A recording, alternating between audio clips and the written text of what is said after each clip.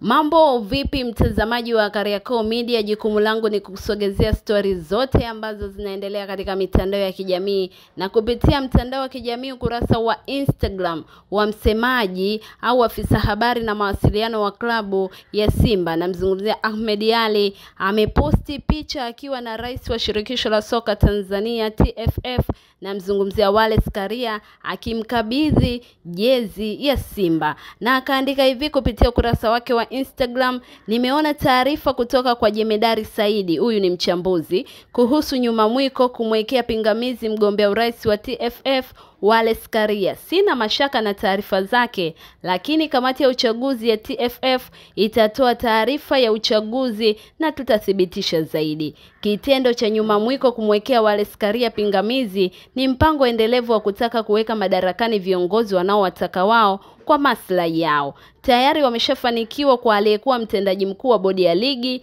na fahamu vita iliyopo kwa katibu mkuu wa TFF, na sasa wanataka kumtoa Karia. Wallace Karia ni mwanachama wa Coastal Union, lakini katika utawala wake amekuwa akisimamia uadilifu, na alishawahi kusema wazi kwenye utawala wake klabu ya Yanga imenufaika zaidi kuliko klabu yoyote.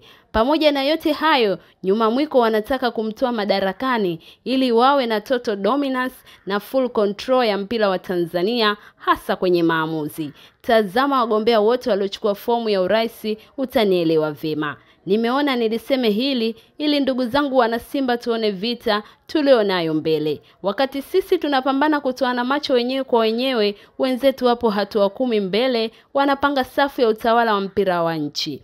Ndiyo maana nguvu kubwa inatumika kutuaminisha tumefeli, ili tuendelee kugombana na kuchukiana wakati wao wanaendelea kujipanga kiutawala na kutengeneza timu yao. Anaendelea kwa kusema hivi: ndugu zangu wana Simba, maboresho tunayopaswa kushinikiza ndani ya klabu yetu kwa sasa ni maboresho ya kiufundi.